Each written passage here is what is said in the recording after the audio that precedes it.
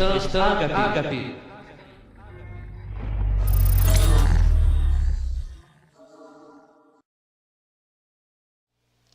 Apocalipse, capítulo 2, está escrito assim: ao anjo da igreja em Éfeso, escreve,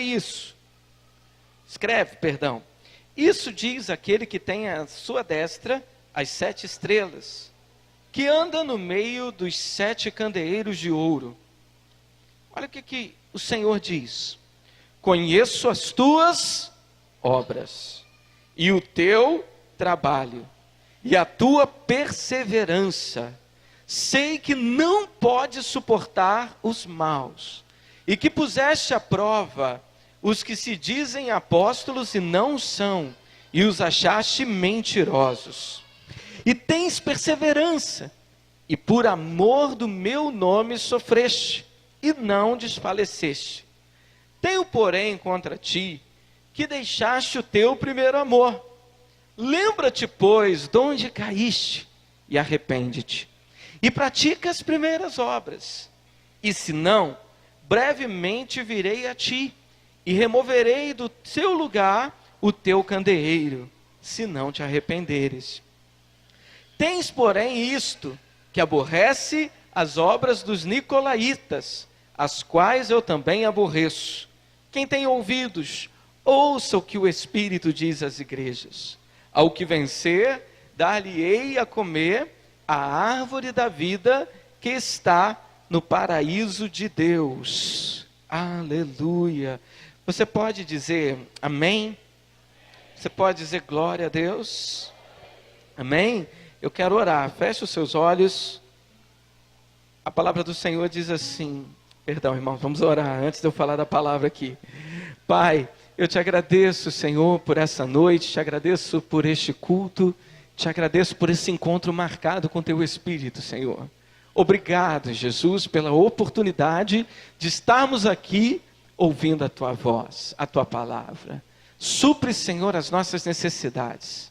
Queremos sair daqui cheios, renovados, transformados, em nome de Jesus. Senhor, fala conosco, declaramos que abrimos o nosso coração e que toda resistência caia por terra. Em nome de Jesus, amém e amém. Olha para o irmão que está do teu lado, querido, e diga assim: meu irmão. Diga como um vencedor, diga: meu irmão, nessa noite, Deus vai. Valdinei, você liga esse microfone aqui para mim, o outro. Diga assim: Deus vai te surpreender. Amém? Você crê nisso? Glória a Deus. Eu queria que você prestasse muita atenção aqui em mim.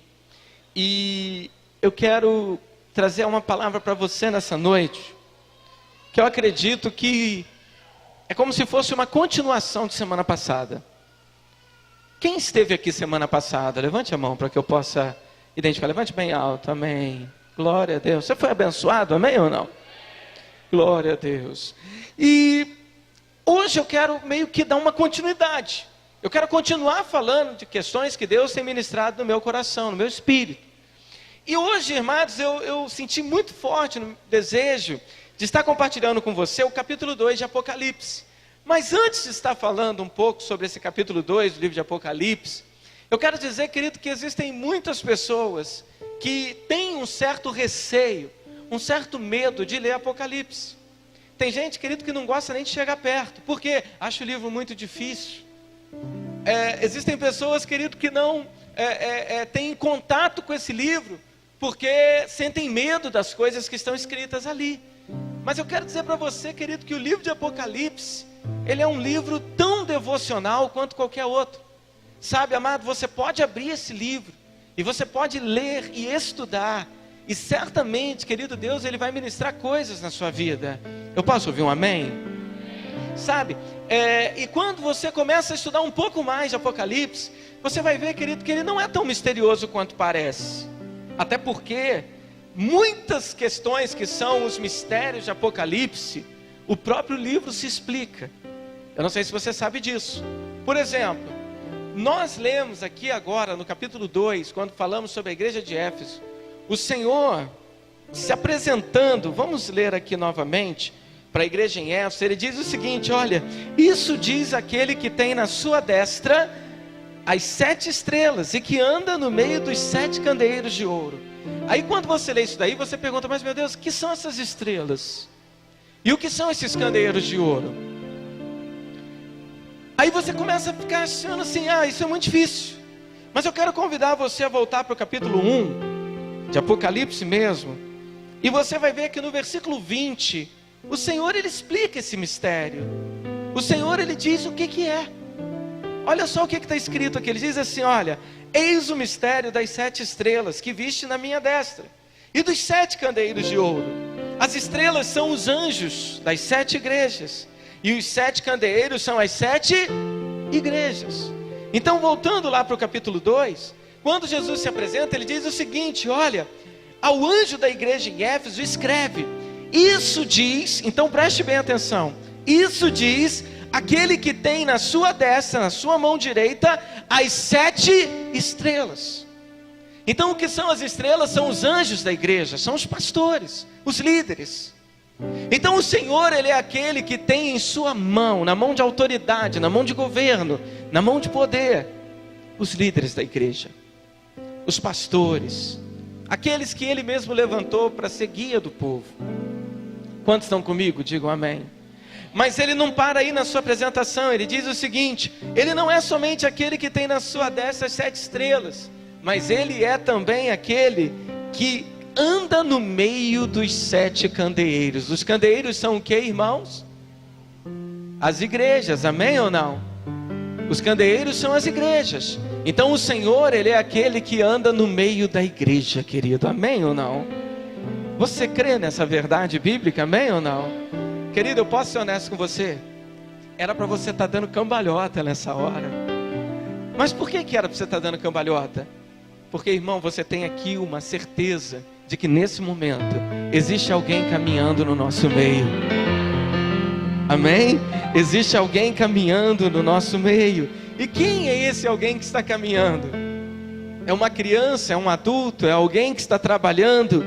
Quem é esse que está caminhando no nosso meio nesse momento? Sabe quem é, irmão? É aquele que é vestido com uma roupa talar e cingido à altura do peito com cinto de ouro. A sua cabeça e os cabelos são brancos como a lã branca, como a neve, e os seus olhos são como chamas de fogo. Os seus pés são semelhantes latão reluzente que fora refinado numa fornalha, e a sua voz é como voz de muitas águas. Aleluia, é esse que está caminhando no nosso meio.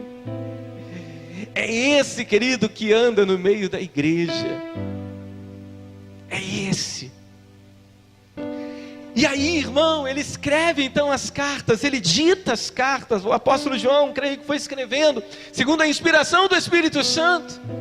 E ele começa a escrever, e ele começa a falar, em primeiro lugar, a igreja de Éfeso, a igreja desejável. Fala, pastor, o senhor já ministrou isso no nosso congresso de carnaval. É verdade, é verdade. Mas eu quero dizer para você que você vai ver ainda muitas palavras repetidas, talvez com um sentido diferente. Então ele é aquele que manda uma mensagem para a igreja desejável, a igreja de Éfeso. E amado, o Senhor Jesus, ele começa a falar, e ele diz o seguinte: olha, conheço as tuas obras. Conheço as suas obras. Sabe o que isso quer dizer? Eu sei o que você anda fazendo. Sabe, irmão, muitas vezes existem muitas pessoas que andam decepcionadas com o seu líder de célula. Muitas pessoas andam decepcionadas às vezes com a igreja, com um pastor, ou seja lá o que for, porque não se sentem reconhecidas. Mas eu quero dizer algo para você nessa noite, querido. Existe alguém que diz aqui que conhece as suas obras. Existe alguém, diz a palavra do Senhor, que sabe exatamente tudo que você anda fazendo. Sabe, querido, independente se o homem enxerga ou não, sabe, independente se reconhecem ou não, existe alguém que reconhece. Existe alguém que reconhece. Sabe quantas vezes o irmão às vezes vem, eu não estou falando que isso acontece aqui, Mas às vezes o irmão ele vem limpar o prédio da igreja, ou ele vem mais cedo para passar um som, ou vem para organizar alguma coisa, e às vezes, querido, por um descuido ou por alguma questão, às vezes um outro que não fez nada é elogiado, é reconhecido, é de alguma forma notado. E aí o que acontece? Aquele que veio cedo, aquele que de repente fez o serviço, ele fala: tá vendo, aqui ninguém me reconhece. Está vendo? Não vale a pena trabalhar, não vale a pena fazer. Porque, olha só, reconheceram aquele que não fez nada. Irmão, eu quero começar nessa noite falando com você em nome de Jesus. Sabe, que a tua motivação seja não para que os olhos que um dia a terra vai comer te reconheçam, mas que aqueles olhos que são como chamas de fogo, esses olhos vejam exatamente tudo que você tem feito. Vejam exatamente tudo que tem acontecido na tua vida. E ele diz assim: olha, eu conheço as tuas obras, e eu conheço o teu trabalho, eu conheço a tua perseverança. Ou seja, eu sei que você é perseverante. E o que é ser perseverante, irmão? Ser perseverante é não desistir. Sabe, amado, eu quero dizer algo para você: não desista. Seja perseverante. A igreja em Éfeso era uma igreja perseverante. E não somente era perseverante, ela era reconhecida aos olhos de Deus pela sua perseverança. Então, repita comigo, diga assim: Deus reconhece a perseverança. Olha para o irmão que está do teu lado, vê se ele está com cara de quem quer desistir. Se tiver, você fala: meu irmão, persevera. Olha para ele e diga: persevera, porque Deus reconhece a nossa perseverança. E ele diz mais assim: olha, sei que não pode suportar os maus, e que puseste à prova os que se dizem apóstolos e não são, e os achastes mentirosos.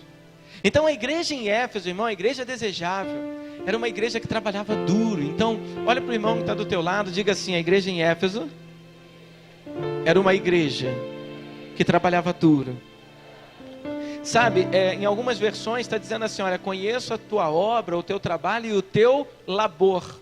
Em outras versões, labuta. Tem alguma versão que está assim? A sua está dizendo o quê? E o teu labor. Existe uma diferença de trabalho para labor, irmãos. Trabalho é o que você faz trabalhando. Labor é quando você vai além, é uma labuta, é algo às vezes exaustivo, e que você vai, e que você faz, e que muitas vezes isso exige de você. E Jesus, ele reconhecia isso nessa igreja, e ele diz assim: olha, e tens perseverança. Então preste bem atenção, era uma igreja perseverante. Ou seja, aqui, irmãos, em 2 versículos, no 2 e no 3, o Senhor repete 2 vezes a palavra perseverança. Então diga comigo assim: a igreja em Éfeso era uma igreja perseverante. E olha só o que diz mais: e por amor do meu nome sofreste, e não desfalece. Ou seja, era uma igreja que sofria pelo nome do Senhor. Você já sofreu pelo nome do Senhor, pela causa do Senhor? Sabe, irmão, não distraia, preste atenção aqui em mim. Sabe, não olhe para o lado, não olhe para o teto, olhe para mim. Agora entra no que eu quero compartilhar com você. Jesus, ele disse assim: olha, tenho porém contra ti. Ou seja, irmão, na hora de tirar um 10, Jesus, ele dá um detalhe, ele diz assim: olha, eu tenho porém contra ti. O quê? O que o Senhor tinha contra aquela igreja? Que abandonaste, que deixaste o teu primeiro amor.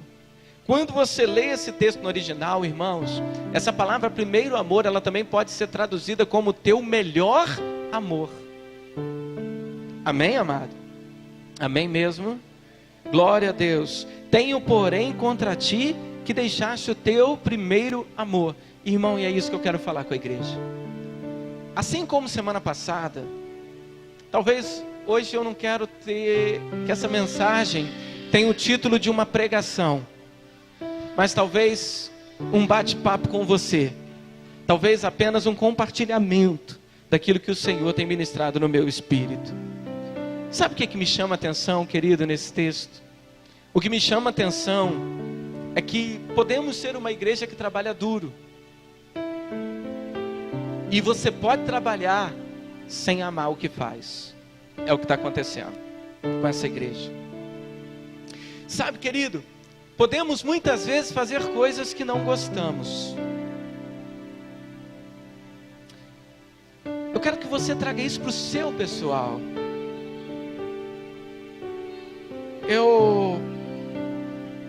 Os irmãos sabem que eu e a pastora estamos fazendo o curso de psicanálise. E uma das coisas que eu tenho aprendido nesse curso é que é instintivo do ser humano buscar fazer ou estar somente em coisas que lhe agradam, que lhe dão prazer. Isso é instintivo. As pessoas só fazem, ou pelo menos só buscam fazer o que gostam. As pessoas só buscam fazer aquilo que lhe dá prazer. Isso é instintivo. Só que qual é o grande problema, irmão? Ouça o que eu vou te dizer. Esquecendo agora a psicanálise e voltando aqui para a palavra de Deus. Eu estou querendo dizer para você, é que você pode ser um grande líder. Eu estou querendo dizer para você que você pode, querido, ser um grande ministro de louvor. Você pode ser um ótimo diácono. Você pode ser uma ótima irmão ali da cozinha. Você pode ser um ótimo ministro de dança. Você pode fazer coisas tremendas, mas sem amar o que faz. Sem amar o que faz. E qual é o grande problema disso? O problema é que quando você está fazendo algo que você não ama fazer, irmão, a igreja pode achar lindo, o pastor pode te admirar, todo mundo bate palma para você, mas eu digo para você que isso é uma obra que o Senhor não aceita. Sabe, querido, eu quero dizer algo para você. Olha para mim um instante. Olha para mim. Observe que a igreja em Éfeso era uma igreja que trabalhava muito, mas não amava. Tinha perdido o amor. Era uma igreja, querido, que tinha perdido o brilho nos olhos. Era uma igreja que tinha perdido sonhos e expectativas. Olhe para mim um instante. Eu me lembro quando eu me converti, que foi uma coisa assim tão maravilhosa. E eu acredito que essa é a experiência de todo crente. Quando ele se converte, irmão, ele fica tão maravilhado com o amor de Deus, que ele não se aguenta, ele quer falar para todo mundo. É verdade ou não? Sim ou não? Você chega para a pessoa, menina, eu estou indo na igreja, olha, é muito bom, você tem que ver o pastor, você tem que ver o louvor, você tem que ver, olha que igreja, olha, eu estou amando Deus, Deus é lindo, Deus é isso, Deus é aquilo. E aí, sabe o que acontece, irmão? Acaba o culto de um domingo, parece que você já fica contando em contagem regressiva para chegar o próximo domingo. Isso aconteceu com você algum dia, amém ou não? Aconteceu? E aí você chega e você fala, meu Deus do céu, como que demora de domingo para domingo? Mas aí, querido, vai passando o tempo, sabe? Parece que esse amor vai se perdendo. Parece que esse brilho nos olhos, ele vai se apagando. Parece que a chama que arde aqui dentro, ela vai diminuindo. E aquela pessoa, ouça isso, que já saía de um culto, já saía de um momento, contando nos dedos, no relógio, a hora de chegar à próxima, ela agora já não se importa mais com isso. E isso vai passando, e isso vai ficando de lado.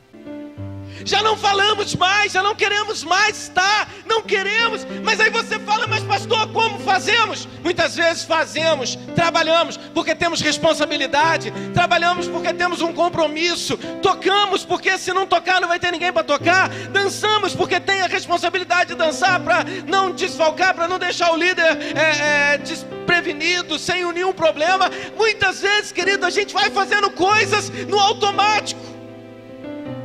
A gente vai fazendo coisas não dando a ela a devida relevância. E isso vai se perdendo o brilho, vai se perdendo a paixão, vai se perdendo a vontade de estar. E qual é o problema? É que muitas vezes a gente convive com isso normalmente, como se nada tivesse acontecido, como se nada tivesse mudado. Quantos estão comigo aqui nessa noite? Digam amém. Sabe, querida, a igreja em Éfeso era uma igreja trabalhadora. Era uma igreja que trabalhava duro, Rafael. Trabalhava duro.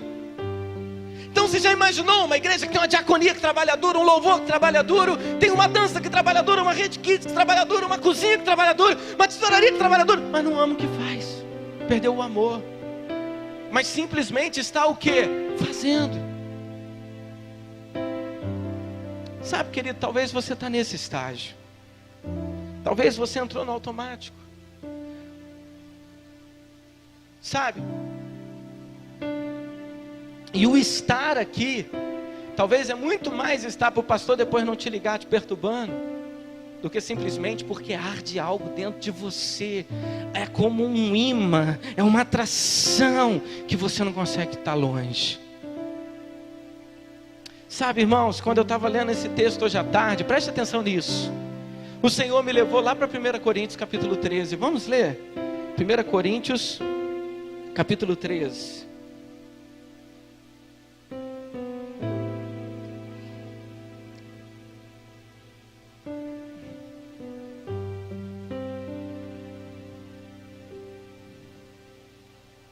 Quem achou, diga amém.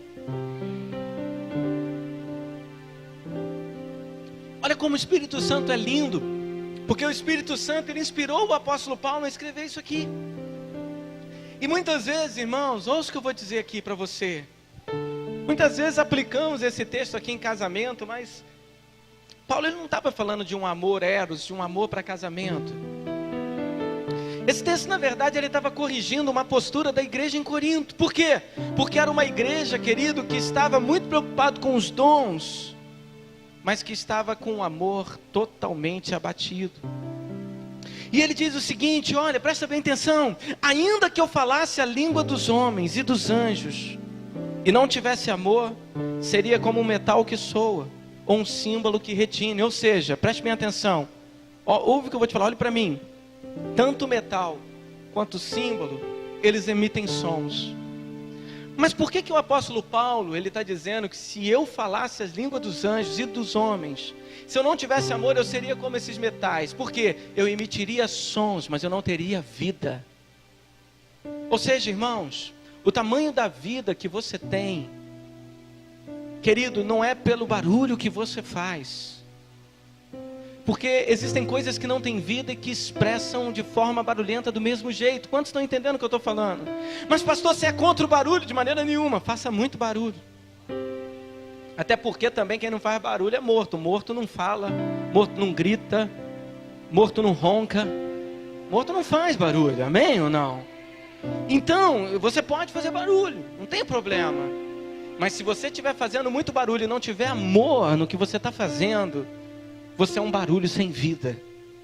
Você é um barulho sem expressão, um barulho que não transforma, um barulho que não faz nada. E Paulo ele continua dizendo assim, olha, ainda que eu tivesse o dom de profecia, conhecesse todos os mistérios da ciência, ainda que eu tivesse toda a fé, de maneira tal que transportasse os montes, se não tivesse amor, nada seria. Ou seja, sabe o que me chama a atenção? Ouve o que eu vou te falar, preste bem atenção. Talvez para você isso não é nada, mas quando eu estava lendo isso hoje, associado com o Apocalipse, isso me saltou aos olhos e eu quero compartilhar com você. E o que eu quero compartilhar? É que você pode, segundo Paulo, você pode ter fé sem amar, você pode profetizar sem amar, você pode até dar tudo que você tem sem amar, você pode se sacrificar sem amar, você pode ter todo o conhecimento sem amar, e isso tudo não tem valor se não tiver amor. Paulo está dizendo, isso tudo não vale nada se não tiver o quê? Amor. Ele diz, ainda que eu distribuísse todos os meus bens para o sustento dos pobres, e ainda que eu entregasse o meu corpo para ser queimado, se eu não tiver amor, se eu não tivesse amor, nada disso me aproveitaria. Ou seja, não vai ter recompensa. Então isso me leva a reavaliar, porque eu não posso pregar sem paixão, eu não posso ministrar uma dança sem amor, eu não posso ministrar um louvor sem amor, eu não posso servir na diaconia sem amor, na cozinha, na Hit Kit, seja lá o que for. Eu preciso primeiramente ser a expressão viva do amor. Preciso amar. Eu preciso estar fazendo isso como resultado de um amor que está dentro de mim. Quantos estão entendendo o que eu estou falando? Aí Paulo, querido, ele chega e fala assim, olha o que me chama a atenção. O amor é sofredor, é benigno, o amor não é invejoso, o amor não se vangloria, não se ensoberbece, não se porta inconvenientemente, não busca seus próprios interesses, não se irrita, não suspeita do mal, não se regozija na injustiça, mas se regozija com a verdade. Tudo sofre, tudo crê, tudo espera, tudo suporta. Então, querido, eu quero que você comece a avaliar. Sabe que às vezes, talvez, você fala assim, não pastor, mas eu estou cheio de amor no meu coração. Mas talvez você perdeu a sua capacidade de sofrer pela causa de Cristo. E se você perdeu a capacidade de sofrer por aquilo que você faz pela causa de Cristo, é porque o amor diminuiu. Quantos estão comigo aqui nessa noite? Digam amém. Sabe, querido, mas pastor, como assim sofrer? É quando você diz aquela tremenda frase, eu não preciso disso. Quantos estão entendendo o que eu estou falando? É quando de repente o Christian é o meu líder no louvor, e ele me chama a atenção por algo que eu fiz de errado, e eu chego para ele e falo, quer saber de uma coisa? Eu não preciso disso. Ou seja, eu não tenho mais capacidade de sofrer. Então isso significa que o meu amor está o quê? Se acabando. Porque o amor, ele é o quê? Ele é sofredor. Ele é benigno, ele não é invejoso. O amor não se vangloria, não se ensoberbece. Sabe, querido, quando a soberba começa a entrar dentro de nós, a gente começa a achar que somos nós. Você pode ter certeza que o amor está se esfriando. Sabe, querido, quando se começa a se portar inconvenientemente, quando se busca só os seus próprios interesses, você pode ter certeza, querido, que o amor está acabando. Quando tudo te irrita. Já viu? O cara está aqui, aí fala, até agora não começou o culto, eu não sei, esse som está muito alto, isso aqui está te irritando demais, tudo te irrita. E por que tudo te irrita? É porque o amor está indo embora. Você já não foi. Sabe, às vezes eu converso com pessoas, querido, que às vezes vem falar da célula, e chega para falar da célula e falar, não, eu não aguento meu líder é assim, aquela célula é assado, aquilo ali é assim. A pessoa só vê o problema, tudo irrita ela ali. Então o que isso significa, irmão? O amor o quê? Já foi embora. Não tem mais amor. Mas ela está indo na célula? Tá. Ele continua tocando no louvor? Continua. Mas isso é obra que para Deus não tem valor. Quantos estão entendendo o que eu estou falando? Vocês estão comigo ainda, amém ou não? O amor não suspeita do mal, não suspeita mal. É você sempre estar vendo o mal no outro. É você sempre julgar a atitude do outro como com fundo maldoso. Sabe, querido, se você está aqui nessa noite, e aí quando o pastor fala de oferta, você fala, deve estar rico. Ou quando acontece qualquer coisa, a irmã chega aqui, a Adriana ministrando louvor, chega e fala assim, não olhe para o lado, aí você fala, logo na hora que eu estava olhando, é para mim, agora tudo você acha que é para você, você acha que ela está fazendo para você, você acha que isso é uma perseguição. Na psicanálise tem nome, é neurose. Aqui eu estou dizendo para você, é falta de amor, é que seu amor está acabando. Tudo te irrita, nada está bom. Sabe, tudo sofre, tudo crê, tudo espera, tudo suporta. Sabe o que é tudo suporta, irmãos? É dar cobertura. Olha para mim, diga assim, ó, tudo suporta, é dar cobertura, como um telhado. Amém, irmãos? E aí Paulo ele diz o seguinte, o amor jamais acaba. Então ele diz o seguinte, havendo profecias, serão aniquiladas, havendo línguas cessarão, havendo ciência desaparecerá, porque em parte conhecemos e em parte profetizamos. Aí ele diz o seguinte aqui no versículo 13: agora pois, permanecem a fé, a esperança, o amor, estes três, mas o maior deles é o amor. Ouça o que eu vou te dizer, olhe para mim, preste atenção. Por que Paulo falou que a profecia vai acabar, as línguas cessarão? Sabe por quê? Porque os dons ministeriais, eles são dispensacionais. Diga comigo assim, os dons. Não, irmão, fala como alguém que está cheio de vida. Não como um metal que tine, um símbolo sonoro. Fala como alguém que está cheio de vida. Diga assim, os dons são dispensacionais. Ou seja, os dons são para essa dispensação. Ou você acha que na era vindoura, quando você estiver na glória com o Senhor, você vai precisar de profetizar? Essas coisas são para essa dispensação. Então Paulo está falando o seguinte: profecia vai passar, língua vai passar, tudo isso passa, mas o amor permanece para sempre. Para sempre. Então Paulo, ele voltando lá para o livro de Apocalipse, ele fala com aquela igreja o seguinte: o Senhor, ele está dizendo o seguinte, não é Paulo, é o Senhor, ele está dizendo o seguinte: ei, eu conheço as tuas obras, eu conheço a tua luta, eu conheço a tua perseverança, é uma igreja trabalhadora, é uma igreja envolvida, mas eu tenho contra você que você perdeu o primeiro amor. A pergunta é, por que se perde o primeiro amor? Por que as pessoas perdem o primeiro amor por Cristo, pela obra de Deus? Por quê? Posso dizer umas coisas que eu acredito. Eu acredito que as pessoas perdem o seu primeiro amor, sabe por causa de quê? Por causa de pessoas. Perde-se o primeiro amor por causa de pessoas. Por quê? Porque às vezes o sujeito está aqui dentro e ele olha para pessoas. E pessoas vão sempre decepcionar você. E posso dizer mais para você, inclusive eu, irmão. Talvez na lista de possibilidades eu seja o primeiro a decepcionar você. Mas por quê? Porque talvez eu sou a pessoa que você mais espera por ser o seu pastor. Mas quando nós depositamos expectativas em pessoas, nós nos frustramos. Quando nós depositamos expectativas no homem, nós nos frustramos. E com isso, querido, o amor vai se acabando. Sabe, querido, então por que muitas vezes o primeiro amor acaba? Acaba porque o João me respondeu mal. Acaba porque o fulano falou de uma maneira diferente comigo. Acaba porque eu não fui reconhecido. Acaba porque naquele lugar a pessoa me falou comigo aqui dentro, mas lá fora não falou. Por que o amor acaba? Acaba por causa de homens. Mas você, querido, está deixando de amar aquele que não te decepciona jamais. Por causa daqueles que você já deveria saber desde o primeiro dia que entrou aqui, que são falhos. Vocês estão conseguindo me compreender, irmão? Amém ou não? Então por que se perde o primeiro amor? Porque ao invés de olhar para Cristo, olhamos para os homens.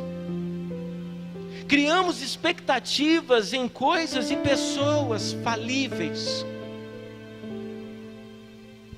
Depositamos nos homens a expectativa de atributos que só competem a Deus. Um deles, a infabilidade, ou seja, não falha. Deus não falha, o homem falha sempre. Então por que as pessoas se desviam? Se desviam, se você for pegar aqui, irmão, se você for sentar comigo nos gabinetes e conversar com todo mundo que desviou, todo mundo que se afastou da igreja, você vai ver que no fim das coisas é o homem. Por causa do homem. Ah, porque eu não fui reconhecido. Ah, porque o pastor falou assim comigo. Ah, porque fez aquilo para um e não fez para o outro. Ah, por causa disso. Ah, por causa... É tanta coisa. Para de olhar para o homem. Afinal de contas, querido, não foi esses homens que morreram por você na cruz. Não foram eles que te resgataram das trevas e te transportaram para o reino do Filho do seu amor. Não foram eles. Mas pastor, então o que eu vou fazer então? Vou relacionar só com Cristo, ignorar os homens? Não, irmão. Porque aquele que é cheio do Espírito Santo, ele é aquele que tem amor para expressar, é algo que está nele. Deus é amor. E se Deus habita em você, querido, se Deus habita em mim, é inevitável que vamos ser cheios de amor. O problema é que às vezes a gente abafa isso. Então por que muitas vezes o amor acaba? Por causa de expectativas frustradas no homem, na instituição. Quantos estão entendendo o que eu estou falando? Mas não tem desculpa. Sabe o que Deus, o Senhor Jesus, ele fala com a igreja de Apocalipse? Os irmãos estão conseguindo entender a mensagem, amém ou não? Porque tem muita gente me olhando com uma cara do tipo assim, ó. Estão conseguindo compreender, amém ou não? Estou me fazendo claro aqui para vocês, amém ou não? Então ouça bem, preste bem atenção. O Senhor Jesus, ele disse assim, olha, eu tenho porém contra você isso. Ou seja, muito mais do que as suas obras, eu quero o teu coração. Jesus está dizendo isso para a igreja. E ele diz mais assim, olha, lembra-te, pois, onde você caiu. Lembra onde você caiu. Lembra onde o teu amor começou a esfriar. Lembra. Aí você fala, eu lembrei. Foi naquele dia que o fulano falou isso comigo. Pastor, aquele dia meu amor esfriou. Vamos matar ele? Não adianta, Jesus não está falando isso. O que Jesus está dizendo? Lembra-te de onde você caiu e em seguida você faz o quê? Se arrepende, porque o pecado é seu, não é dele. É você que está em pecado porque deixou de amar, não é ele. Então quem tem que se arrepender é você. Quantos estão comigo, digam amém. Mas você sabe o que me chama a atenção? Jesus diz assim, olha, lembra de onde você caiu, se arrepende e volta à prática das primeiras obras. Volta a ser o que você era antes. Por quê? Por quê? Ele diz assim, volta a ser, por quê? Porque senão eu vou remover do seu lugar o teu candeeiro, se você não se arrepender. O que é você remover o candeeiro? O candeeiro é o que? O que? Igreja. Foi isso que nós falamos? Então o que é remover o candeeiro? É tirar de nós o testemunho de igreja. Aquele que não ama, ele perdeu o testemunho de igreja. Não pode nem dizer que é igreja, irmão, sem que você se arrependa antes e volte para os caminhos do primeiro amor. Sabe, amado, se você perdeu o seu primeiro amor, posso te dar um conselho? Evita até de falar que você é crente. Evita, fala não. Sabe por quê? As suas atitudes vão ser daquele que não tem mais o amor, e o seu testemunho de igreja vai ser péssimo. Quantos estão entendendo o que eu estou falando? Pastor, então o que eu tenho que fazer? Eu tenho que sair dessa igreja? É isso? Não, filho, eu estou dizendo para você, se arrepender. Se arrependa. Se arrependa. Lembra de onde você caiu. Quando foi que começou esse teu declínio? Quando foi que começou essa caminhada rumo ao vale, ao precipício? Quando foi? Foi em que circunstância? Jesus está dizendo isso para você. Foi aquele dia, pastor, que eu trabalhei aqui do encontro com Deus, e o Senhor falou, agradeça ao fulano de tal, agradeça a Beltrano, agradeça a fulano, e o Senhor não falou o meu nome. Foi nesse dia, pastor. Aqui depois eu não quero fazer mais nada nessa igreja e tal, não sei o quê. Então você se arrepende agora, irmão. Pastor, mas eu achei que o senhor tinha que se arrepender e pedir perdão para mim. Não, mas não é isso que a Bíblia está falando. Não, a Bíblia está falando que é você que tem que se arrepender. Graças a Deus pela Bíblia, amém ou não, irmão? É você que tem que se arrepender. Está disposto a se arrepender? Eu queria que você ficasse de pé. Eu queria que você fechasse seus olhos.